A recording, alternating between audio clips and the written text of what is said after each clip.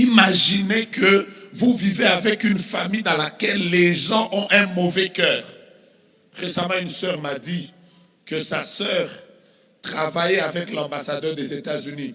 Sa famille est en train de souffrir. Et l'ambassadeur lui a dit, je voudrais aider 3 membres de ta famille, que je leur donne des visas, qui s'installent aux États-Unis. La sœur aînée a dit à l'ambassadeur, je préfère que mes sœurs souffrent.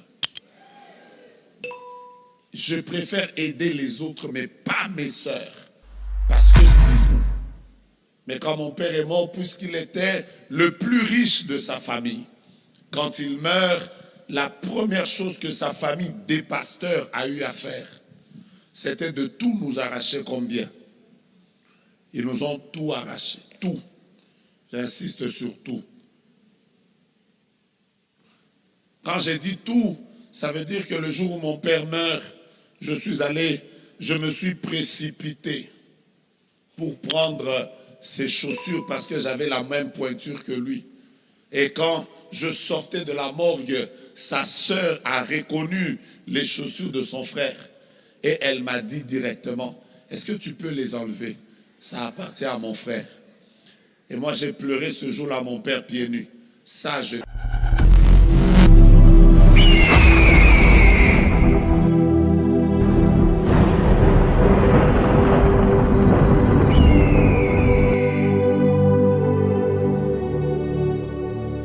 Vous rendez compte déjà que Absalom est resté avec la blessure de sa sœur qui avait été violée. Il a gardé cette blessure pendant 2 ans. La manifestation de sa blessure, c'était le meurtre de son frère. Mais il avait aussi une blessure contre son père. Et cette blessure n'avait pas été guérie. La conséquence, c'est que dans les années qui vont suivre, Absalom va se décider de chasser son père du trône. Pas seulement qu'il va chasser son père du trône, il va faire quelque chose que quand je lis ça, ça me fait peur, ça me fait froid au dos. Il a pris les concubines de son père, il est monté sur le toit, tout le peuple le voyait. Et il était en train de coucher avec les femmes de son frère, de son père. Est-ce que vous pouvez imaginer jusqu'où les blessures non traitées peuvent emmener les ténèbres sur une famille?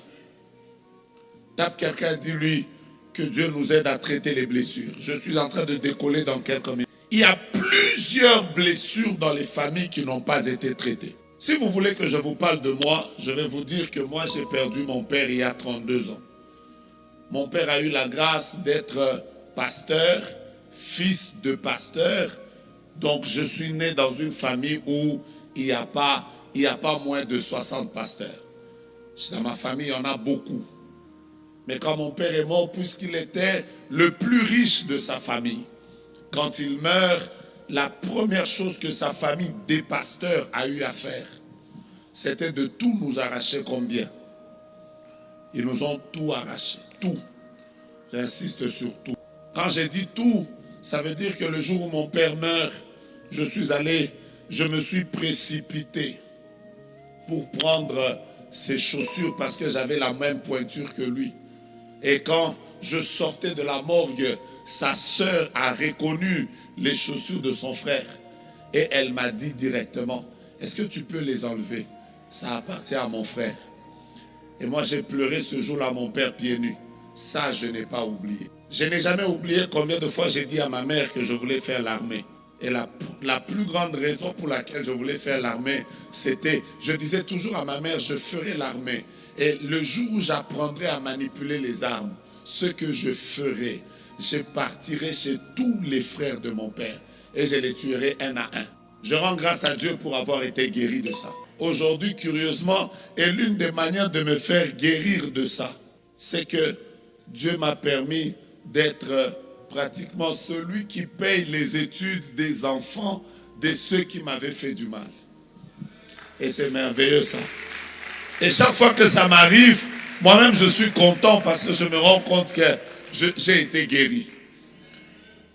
Mais vous ne pouvez pas comprendre combien des personnes ont eu des blessures dans les familles et ces blessures ont créé des soucis et des soucis.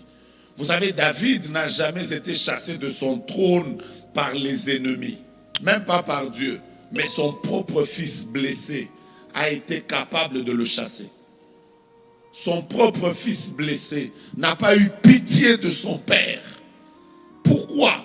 Des blessures non traitées. Et chaque fois que nous parlons des familles que nous devons réconcilier avec Dieu, nous venons prier, mais nous gardons des blessures. Et il y a comme ça des personnes qui vont vous dire, voici ce qui m'était arrivé, voici ce qui m'était arrivé, voici ce qui m'était arrivé, voici ce qui m'était arrivé. J'ai vu une fille qui m'a dit récemment qu'elle ne supporte pas le mariage. Comment je l'ai rencontrée? Je l'ai rencontrée parce que partout où à Kinshasa, elle voyait, on a mis une affiche où il y a mon visage. Cette fille-là déchirait ça. Quand elle voit seulement mon visage sur une affiche, elle déchire. Et un jour, je suis allé prêcher dans leur église. Et quand j'ai fini de prêcher, pour la première fois, quelqu'un est venu me voir et elle m'a dit clairement, prophète, je te hais. J'ai fait, oui. Elle m'a dit, je te supporte jamais. Moi, quand je vois juste ta photo sur une affiche, je la déchire. J'étais tellement curieux que j'ai dit aux frères de la sécurité, je voudrais parler à cette fille. Après, je lui ai dit, en fait, tu me hais pourquoi? Pourquoi tu me hais? C'est la raison que je vais vous dire tout à l'heure. Elle m'a dit, je te hais parce que tu ressembles à mon père. Je lui ai dit, est-ce que tu peux me donner la photo de ton père? Quand je regardais son père, je me suis regardé, on se ressemblait quand même un peu. J'ai fait, oh là là là là là là. Donc, il y a quelqu'un qui m'a... Je répète que je ne l'avais jamais connu auparavant. Mais la haine qu'elle avait de moi, c'est parce que je ressemblais à son père. Et quand je lui ai dit, qu'est-ce que votre père vous a fait? C'est là que je découvrirai que le papa... Non, il y a des hommes. Les hommes existent. Non, les hommes existent. Il y a des hommes et des hommes. Il y a des gens qui sont méchants. Ils sont tellement méchants que le diable lui-même apprend la méchanceté d'eux. Vous savez, je me suis toujours posé la question de savoir pourquoi est-ce que Dieu créateur, s'est repenti d'avoir créé l'homme. Le cœur de l'homme. Le cœur de l'homme. Donc bref, le Père a fait tellement de choses que moi-même, quand elle m'a dit qu'elle ne me supportait pas, j'ai commencé à dire pourquoi mon nez ressemble au père de cette fille. J'ai fait quoi? Est-ce que vous pouvez vous imaginer qu'il y a des gens qui ont des blessures jusqu'à ce niveau? Et malheureusement, ces gens sont dans nos églises. Et quand ils viennent dans nos églises, ils viennent avec toutes ces blessures. Et nous, les pasteurs, nous devons parfois être ceux qui payent le prix des blessures que des parents irresponsables ont eu à faire à leurs enfants. Quel travail! C'est comme ça que vous êtes dans un département avec quelqu'un de blessé. Dès que tu lui dis où est ma cravate, elle te dit directement dans mon nez. Maintenant, imagine-toi que c'est elle, ta femme. Dès que tu lui dis, est-ce que tu peux me faire un repas? La réponse qu'elle va te donner. Mais il y a des gens, quand ils te donnent une réponse, tu te poses la question, est-ce que c'est Satan qui parle ou c'est une personne? C'est crac! Elle t'enlève et l'onction, et la joie, et la paix. Ah mon Dieu. Mais quand vous creusez dans sa vie, vous découvrez que c'est une blessure non guérie. Mon Dieu, mon roi. Que Dieu te guérisse de toute forme de blessure. C'est ton amen qui ne me permet pas de prophétiser. Que Dieu te guérisse de toute forme de blessure. Même des blessures. Vous savez, le problème avec les blessures, c'est que la blessure physique, vous savez où elle est et vous savez la traiter. Mais les blessures émotionnelles, les blessures intérieures, vous ne savez pas que vous êtes vous-même blessé. Et parce que vous ne le savez pas, vous êtes en train de blesser. Et ça, c'était la famille de David. David avait des enfants blessés. Vous savez pourquoi? Il n'avait pas le temps pour la famille. C'est comme ça qu'un jour, il va se retrouver avec des enfants dehors. Des enfants qui ont commencé à se tuer. Laissez-moi vous dire que la jalousie, vous la retrouverez dans la famille de Jacob. J'ai déjà vu des familles, des personnes qui ont qui ont la haine. Mais la famille de Jacob, non, elle, je l'acclame. Chaque fois que je lis la Bible, la famille de Jacob, non.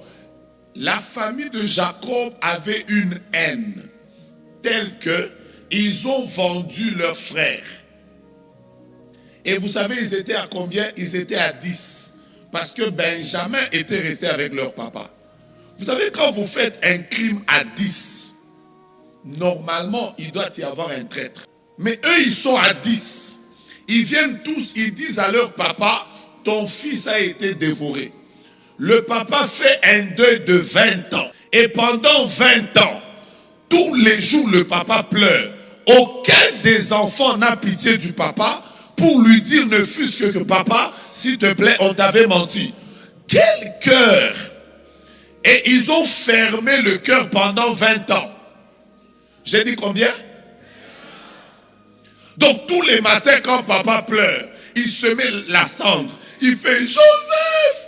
Aucun d'eux ne vient dire papa s'il te plaît, j'ai compassion de toi. Ne pleure plus, on avait menti. Non, non.